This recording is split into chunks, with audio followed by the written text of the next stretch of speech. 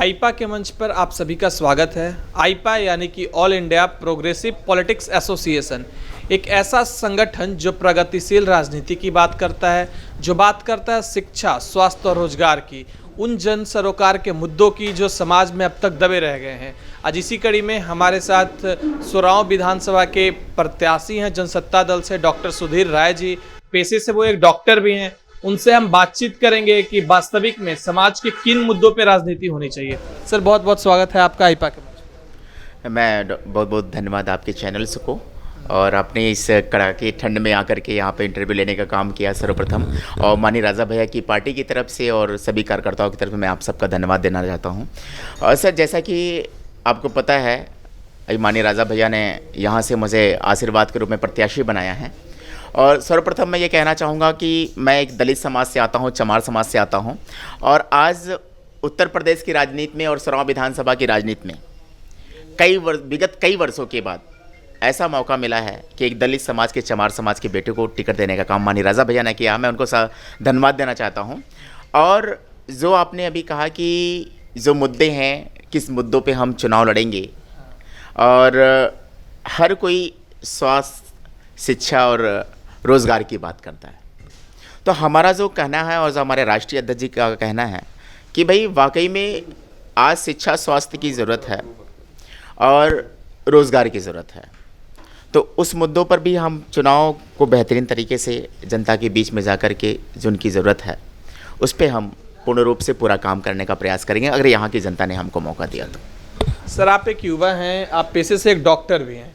एक युवा होने के नाते आप यहाँ के युवाओं को कैसे देखते हैं? भारत की राजनीति में युवा राजनीति को गंदी चीज़ समझते हैं, राजनीति से दूर रहते हैं। युवाओं की कितनी भागीदारी होनी चाहिए वर्तमान की राजनीति में? सर देखिए, जैसा कि आपने कहा कि युवा वाकई में हमेशा, चाहे जो राजनीतिक दल हो, मैं किसी दल की बात नहीं करता हूं, न किसी राजनेता की मैं बात करता हूं, सारे के सारे यही कहते हैं कि युवा हमारे देश का भविष्य है।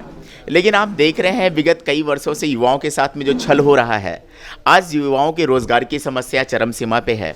जिस तरह से आप सब जानते हैं कि आज उत्तर प्रदेश में अगर आप रोज़गार का जो आप आंकड़ा निकालते हैं, कितने बेरोज़गार हैं, जो रजिस्टर्ड बेरोज़गार हैं, जो सरकार हर बार सर्वे कराती है इस पर, अगर आप उस पर जाएंगे तो आपको कहीं ना कहीं लाखों लड़के ऐसे हैं जो ग्रामीण अंचल से ब्लॉक अंचल पे हर जगह बेरोज़गारी है। और जब से बेरोज़गारी बढ़ी है, युवाओं की राजनीति में दिलचस्प भी बढ़ा है। और साथ ही साथ जैसा कि हर कोई कहता है कि भाई युवाओं का राजनीति में होना बहुत ज़रूरी है, तो मेरा भी मानना है कि युवाओं को बढ़ चढ़ के हिस्सा लेना चाहिए। और जिस तरह से भी आपने एक शब्द कहा कि राजनीति बहुत गंदी है, सर देखिए, ऐसा युवा और कुछ लोग मानते हैं कि राजनीति में एक्चुअली आपका कहीं ना कहीं कहना बहुत सत्य। कभी हमको भी सुनने में आता है कि डॉक्टर साहब ऐसे प्रोफेशन से हैं कि आप बैठिए अपने क्लिनिक पे, आपका काम बहुत बढ़िया है और आपके पास किसी चीज़ कोई कमी नहीं है, आप अपना काम बढ़िया से कर सकते हैं, राजनीति बहुत गंदी है। तो मैं आपके माध्यम से और आपके इस चैनल के माध्यम से उन लोगों से मैं निवेदन करना चाहता हूँ कि अगर राजनीति गंदी है और राजनीति में भ्रष्टाचार है, तो जब तक पढ़ा लिखा वर्ग नहीं जाएगा राजनीति में, तब तक राजनीति आपकी गंदी की गंदी बनी रहेगी। और मैं अपने नौजवान साथियों से, युवा साथियों से और पढ़े लिखे साथियों से बस यही निवेदन करना चाहता हूँ, उनके परिवार से भी यही निवेदन करना चाहता हूँ कि पढ़े लिखे वर्ग का आप लोग सम्मान करें। और साथ में पढ़े लिखे वर्ग से कहना चाहता हूँ, राजनीति में जब तक पढ़ा लिखा वर्ग नहीं जाएगा तब तक भ्रष्टाचार रहेगा। सर, आपने कहा जब तक पढ़ा लिखा एक तबका नहीं जाएगा, जब तक भ्रष्टाचार रहेगा, लेकिन पढ़ाई के लिए जरूरी है शिक्षा। आज शिक्षा का प्राइवेटाइजेशन शुरू हो चुका है हमारे देश में। आप देख सकते हैं, आप डॉक्टर हैं खुद, आप मेडिकल सेक्टर से हैं, अगर एमबीबीएस की पढ़ाई करनी हो, करोड़ों करोड़ों रुपए फीस है भारत में। इसके लिए आप क्या कदम उठाएंगे अगर कभी आपको सत्ता में जगह मिलती है तो? सर, अगर माननीय राजा भैया, एक्चुअली हमारे एजेंडे में भी है कि हम लोगों ने चिकित्सा को लेकर के इसको बहुत गहनता से हम लोगों ने रखा है कि उत्तर प्रदेश में जिस तरह से चिकित्सा सेवा में क्षेत्र में हमारा दल अगर संकल्पित है, सर इस बात को लेकर के संकल्पित होता है और हमें जगह मिलता है और स्थान मिलने का, उत्तर प्रदेश की राजनीति का हिस्सा बनने का मौका मिलता है हमारे राष्ट्रीय अध्यक्ष जी को, तो उन्होंने साफ साफ कहा कि सरकारी चिकित्सालयों में वर्तमान सुविधाओं का विस्तार उन्हें स्वीकृत किया जाए तथा रिक्त पड़े चिकित्सकों के पदों पर तत्काल नियुक्ति कर आम आवाम को स्तरीय चिकित्सा उपलब्ध कराई जाएगी। और सर जैसा कि अभी आपने कहा कि जिस तरह से भाई किसी को एमबीबीएस करना है, अभी हम लोग कोई नहीं भूला है कि 1947 के बाद एक ऐसी क्रांति आई कोरोना कोविड-19 की। हर व्यक्ति के जहन में ये बात है, जहाँ पे हम कोविड की बात करते हैं और कोविड-19 के दौरान बहुत सारे अपने आप के हमारे सगे संबंधी बहुत सारे जो नहीं हैं, हर किसी के परिवार में कोई ना कोई संक्रमित हुआ। कुछ बच्चे भाई जिनकी इम्यूनिटी पावर ठीक थी वो ठीक हुए, जिनकी इम्यूनिटी कमज़ोर थी वो शायद भगवान को जैसा भी उनके साथ किया। तो मैं कहना चाहूँगा कि जिस तरह से कोविड-19 को लेकर के हमारा देश इस वक्त वर्ल्ड हेल्थ ऑर्गेनाइजेशन भी ये कहता है, WHO कह रहा है कि भाई कोरोना एक ऐसी बीमारी है और हम भारत में रह रहे हैं और हम चिकित्सा की बात करते हैं, जितने भी आते हैं हम स्वास्थ्य की बात करते हैं। हम ऐसे राजनेताओं से भी हम ये कहना चाहते हैं, अगर आपको भारत की जनता से प्रेम है, आपको अपने क्षेत्र की जनता से प्रेम है, तो सबसे पहले जहाँ पे जो देश आज तक आपके यहाँ ट्यूबरक्लोसिस जैसी बीमारियाँ, कैंसर जैसी बीमारियाँ, इवन आपके यहाँ अस्थमा जैसी बीमारियाँ, कैंसर जैसी लाइलाज बीमारियां और आपके यहाँ एड्स जैसी बीमारियां जो पहले से भी पनप रही हैं, जिसको आज तक उस पर कोई भी ऐसा काम नहीं हो पाया, कोई भी गवर्नमेंट नहीं कर पाई है जिस पे कंट्रोल किया जाए। तो अब कोविड-19 के दौरान जिस तरह से हम वर्ल्ड पे अंतर्राष्ट्रीय लेवल पे जाके कोरोना की बात कर रहे हैं, देश किस तरह से संभालेगा ये तो बहुत ही सोचनीय है। अगर हमको यहाँ पे मौका मिलता, अगर हमारी सरकार या हमारे माननीय राजा भैया जी को मौका मिलता प्रदेश में आने का, तो हम लोगों ने सर्वप्रथम क्या करना है कि जिस तरह से जब बीमारियाँ जब पनपती हैं, भाई अगर हमने भाई आज हम विधानसभा की राजनीति में हैं, तो सबसे पहले हमने क्षेत्र पंचायत का चुनाव लड़ा। बेशक वो चुनाव कैसा भी रहा, लेकिन हमने प्रथम सीढ़ी चढ़ी कि भाई चुनाव होता क्या है।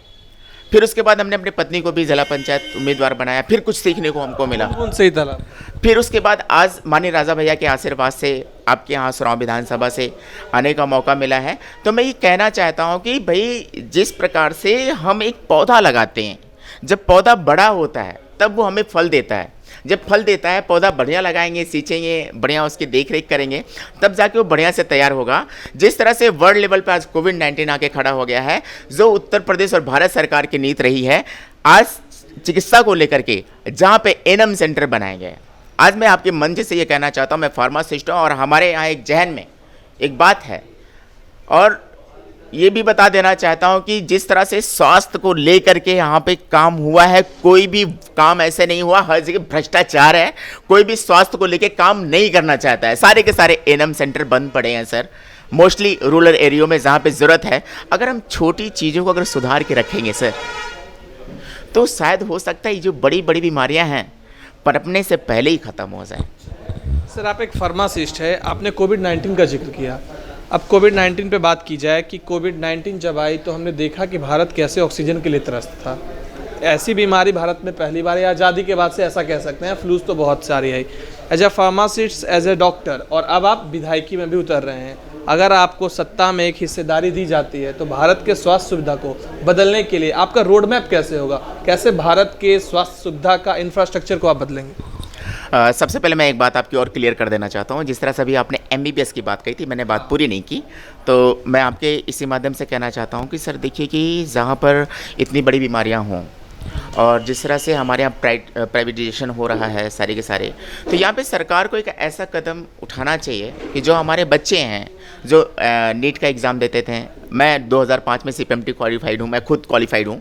एट दैट टाइम मैं एक ऐसे समाज से आता हूँ कि जहाँ पर क्या बोलते हैं, मुझे प्राइवेट स्कूल मिल रहा था, परिवार की स्थिति अच्छी नहीं थी और जिस वजह से आज मैं फार्मेसी किया नहीं, तो अगर उस वक्त परिवार की स्थिति अच्छी होती, जिस तरह से आज करोड़ों करोड़ रुपए देने के बाद आज MBBS कर रहा है बंदा, अगर सरकार इस पर थोड़ा सा काम करे कि जो बंदे CPMT क्वालिफाइड करते हैं, जो प्राइवेट स्कूल हैं, अगर उनका जो परसेंटेज है उसको बढ़ाया जाए।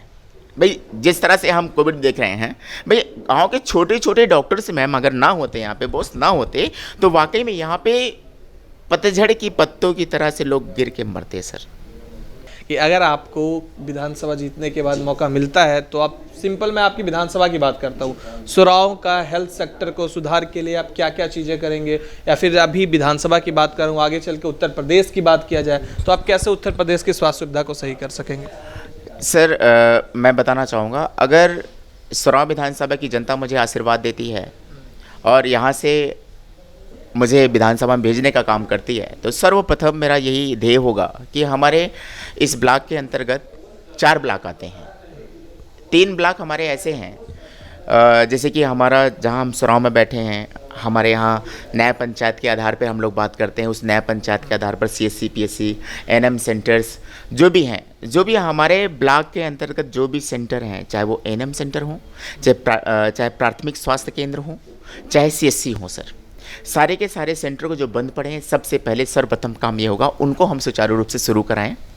और जब हमारी जनता स्वस्थ होगी तो वो रोज़गार भी अपने से बनाएगी। और एक बात कहना चाहता हूँ आपके माध्यम से कि शिक्षा पे आपने बात नहीं की, आपने स्वास्थ्य भी आपका मुद्दा रहा, आप स्वास्थ्य से रिलेटेड है तो मैंने स्वास्थ्य पे बात की। बहुत बहुत धन्यवाद। तो मैं आपसे कहना चाहूँगा कि भाई स्वास्थ्य में लेकर के हम अपने तीनों ब्लॉकों को, जो हमारे सेंटर्स हैं, चाहे CSC हैं, PSC NM सेंटर हैं, मैंने अभी कुछ देर पहले आपसे डिस्कस भी किया था। भाई रात की आधी रात को मैम, जब हमारे यहाँ की महिलाएं, अध्यक्ष जी, जब प्रसव पीड़ा से जूझती हैं, तो उस वक्त गांव में क्या होता है कि क्या बोलते हैं कि आदमी परेशान हो जाता है कि अपने परिवार को लेकर के कहाँ जाए। तो वहाँ पर क्या होता है कि हम लोग प्राइवेट सेक्टर में भागते हैं, और जिसको लेकर के हमारी जनसत्ता लोकतांत्रिक पार्टी अपने जियो में, और हमारे यहाँ ये दिया गया है, आप इसको देख सकते हैं बहुत ही गहन तरीके से। जो हमारे यहाँ जब आदमी, गरीब किसान का आदमी, मजदूर का बेटा जब जाता है, जब वहाँ पे NM सेंटर बंद होते हैं, अगर सरकारी हॉस्पिटल में अगर लोगों की अगर उपस्थिति हो, अगर वहाँ पे पोस्टिंग हो, अगर वो खुले हैं, जो 24 घंटा खोलने के काम करते हैं, तो शायद उनको प्राइवेट हॉस्पिटल में जाने की ज़रूरत ना पड़े। अगर ऐसा है कि प्राइवेट हॉस्पिटल में जाने की ज़रूरत पड़ रही है, जो डॉक्टर्स मनमानी तरीके से अपनी फीस ले रहे हैं, जो मनमानी तरीके से वो फीस ले रहे हैं, उस पे भी हमारी पार्टी ने बहुत ही गहन तरीके से इस बात को रखा है। निजी चिकित्सकों के परामर्श शुल्क निर्धारण का अधिकार सरकार का होगा। सरकार इस शुल्क को आम आदमी के लिए वहनीय कम शुल्क बनाएगी। सर ये हमारे जो में, आप इसको अपने मीडियम से दिखा भी सकते हैं, ये हमारा। और सर इस तरह से जो NM सेंटर हैं, प्राइमरी केयर सेंटर हैं, सर उनको सुचारू रूप से चालू कराने का काम किया जाएगा, और ये इस विधानसभा से मौका मिलता है। चलिए, ये सारे तो के सारे ब्लॉक। ये तो आपने स्वास्थ्य सुविधा के बारे में बता दिया। अब अगर हम बात करते हैं रोजगार की, तो आप रोजगार के लिए आप क्या मॉडल अपनाएंगे? रोजगार कैसे आप अपने विधानसभा के युवाओं को दे सकते हैं, या फिर आपकी पार्टी के भी सत्ता में आ सकती है, तो रोजगार पैदा करने के क्या आपके पास उपाय? सर मैं इसी विधानसभा के मैं बात करूंगा, इसी ब्लॉक में अभी थोड़ी दूर पे आपके यहाँ पे PCF कोल्ड स्टोर है। उसका पूर्व में कांग्रेस की सरकार थी, इंदिरा गांधी जी के समय में उसका अध्यक्ष जी उद्घाटन हुआ था, लेकिन आज वो PCF कोल्ड स्टोर बंद पड़ा है आज के डेट में। और इसी ब्लॉक के अंतर्गत हमारा मऊआमा ब्लॉक आता है, जहाँ पे कताई मिल है, आज वो बंद पड़ा है। अगर ये होता, या फिर यहाँ के आने वाले जितने भी विधानसभा में प्रतिनिधित्व करने वाले लोग थे, भाई हम एक विधानसभा चुनते हैं, विधानसभा परिषद का बंदा चुनते हैं, वो विधानसभा परिषद में अपनी बात रखता है, फिर जहाँ जो हमारा मुख्यमंत्री वो केंद्र में बात को लेकर के जाता है। आपकी बात को कौन कितनी दमदारी से रखता है, ये माने रखता है। और मैं आपके मीडिया के माध्यम से बताना चाहता हूँ, रोज़गार की बात है, जिस वजह से आज हम भी उसी बेरोज़गारी में आते हैं, ऐसा नहीं है।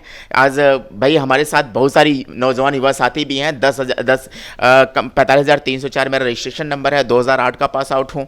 उसके साथ साथ बीच में क्या हुआ कि हम लोगों के साथ में आज 1 लाख के आसपास बार रजिस्ट्रेशन चल रहा है, वो बेरोजगारी हुए।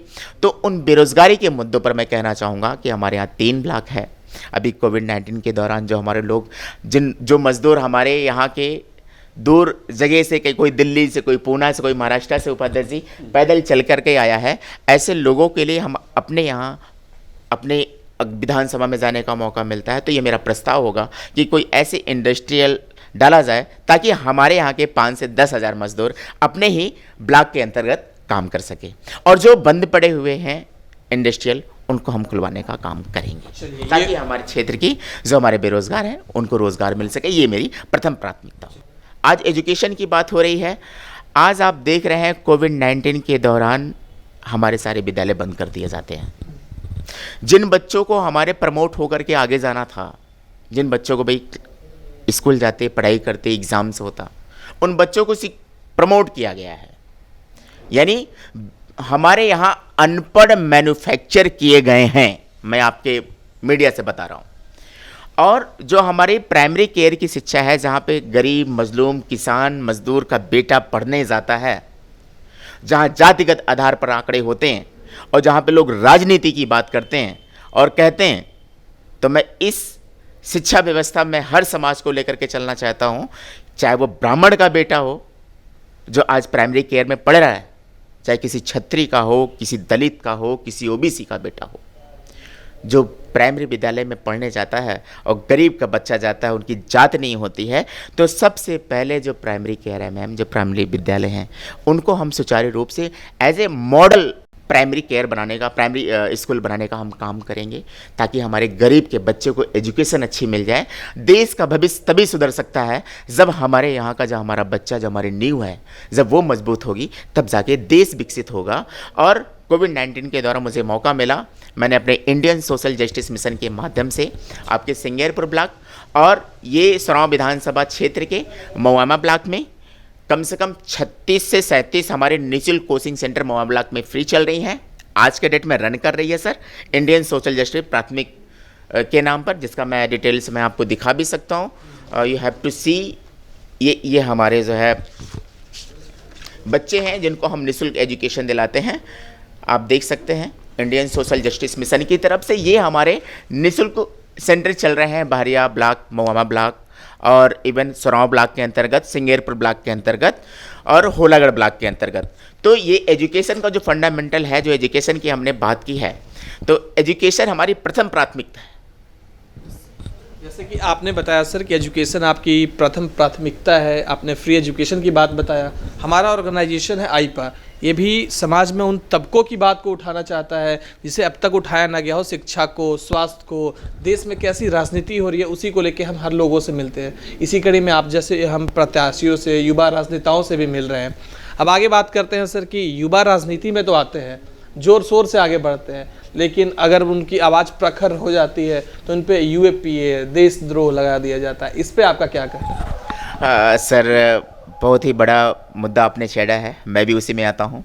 चुनाव के बाद राजनीति में कुछ ऐसे लोग हैं जो राजनीति में आने के बाद गलत प्रयोग करते हैं राजनीति का, चाहे वो इवन हमारे यहाँ का एमएलए हो, चाहे इवन हमारे यहाँ का ब्लॉक प्रमुख हो, चाहे सांसद हो, चाहे ग्राम प्रधान हो, चाहे जिला पंचायत है।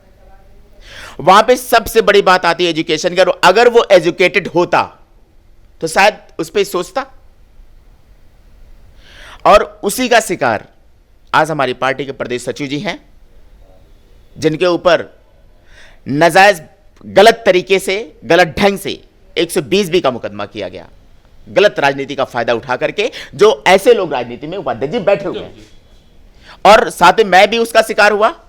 मेरे ऊपर प्रशासनिक तौर पर एक ऐसा मुकदमा लगाया जाता है जिसका मेरे पास साक्ष्य भी है कि कुछ बंदे मारने के लिए आते हैं और लड़ाई होती है, मारपीट होती है। मारपीट होने के बाद मैं घर पे सोता हूँ, सुबह उठता हूँ, कोई मेरे घर के अंदर घुसता है, मेरे माँ बहन को गाली देता है, यहाँ तक बीबी तक को गाली देता है।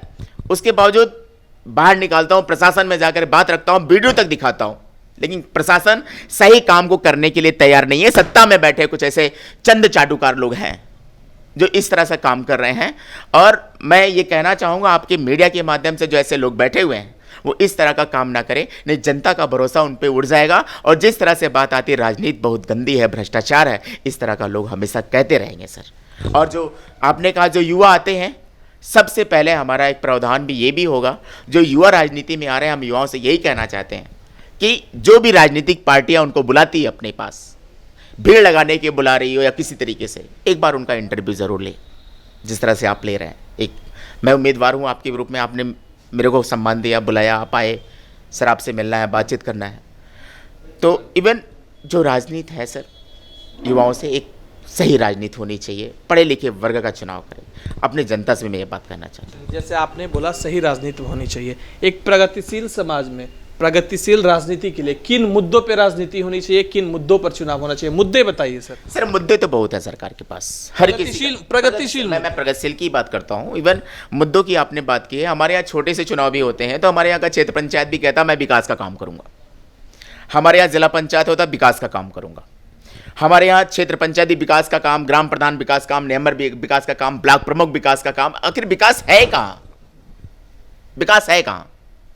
हर कोई विकास का नाम लेता है लेकिन विकास करना नहीं चाहता है। सर, एक विधायक भी होता है ना, वो भी विकास की बात करता है। और जब तक क्षेत्र की जनता को मजबूत विधायक नहीं मिलेगा, तब तक ना तो वहां का ब्लॉक प्रमुख काम करेगा, वो भी मनमानी तरीके से काम करेगा, न वहां का जिला पंचायत, क्षेत्र पंचायत, ग्राम प्रधान, सारे के सारे वहां पर सिर्फ भ्रष्टाचार का काम करेंगे, विकास के नाम पर सिर्फ जनता को बरगलाने का काम करेंगे। कोई भी इस तरह का काम नहीं करेगा। और सर, प्रगतिशील की जहां आप बात करते हैं, एक गांव का विकास सर्वगणी विकास होना चाहिए। छोटे छोटे लोगों की समस्याएं होती हैं, गरीब आदमी आप पे भरोसा करके आपको वोट करता है, आपके पास आता है, एक उम्मीद लगाता है कि भैया को हम अपने क्षेत्र से बनाएंगे तो भैया हमारा काम करेंगे। तो ऐसे लोग जो भी चुन के जाते हैं, वो चाहे विधानसभा का मुद्दा हो, चाहे ग्राम प्रधान का हो, चाहे वो लोकसभा का ही क्यों ना हो, भाई जो लोग चुन के जाते हैं इसमें, भाई वो जो उनके आधार में आता है, जो उनके कार्यक्षेत्र में आता है, उस कार्य को ध्यान दे करके अगर काम करेंगे सर, तो विकास ही विकास होगा। चलिए, जैसा कि आपने बताया कि गांव में छोटे लोगों का विकास, उन तबकों का विकास होना चाहिए, वैसे ही तबकों की बात हम करते हैं सर। आईपा हर जगह जाता है, चाहे वो किसान हो, शिक्षक हो, किसी भी संघ हो, सब संघ की बातों को उठाता है। सर, आप हमारी इस मुहिम को कैसे देखते हैं? सर, बहुत अच्छा लगा, क्योंकि कुछ दिन पहले जब हमने ये मुहिम छोड़ा था इंडियन सोशल जस्टिस मिशन से, तो हमारा प्रमुख मुद्दा ये था शिक्षा, चिकित्सा, रोजगार पे हम काम करेंगे। हम कुछ बने या ना बने, लेकिन ये हमारा जो ध्येय है, हम इसको नहीं छोड़ेंगे। अपने गरीब बच्चों के लिए, गरीब परिवार के लिए, समाज के लिए जितना हम कर सकते हैं उतना हम करते रहेंगे। और आपका जो आईपा जो काम कर रहा है, बड़ी खुशी हुई कि आपके जो भी कार्य हैं और हमारे कार्य हैं और हमारे पार्टी के जो कार्य हैं, वो कहीं ना कहीं बहुत टैली करता है। इसके लिए आपको बहुत बहुत धन्यवाद। चलिए, आईपा के साथ जुड़ने के लिए आपको भी बहुत बहुत धन्यवाद। Thank you sir, thank you. तो ये थे हमारे साथ डॉक्टर सुधीर राय, जिन्होंने अपने वक्तव्य हमसे साझा किए, चिकित्सा से लेके, रोजगार से लेके, कैसे देश में राजनीति होनी चाहिए, कैसे विकास का एक मॉडल होना चाहिए, सभी मुद्दों पे उन्होंने बात किया। ऐसे ही आप आईपा के साथ बने रहिए। धन्यवाद।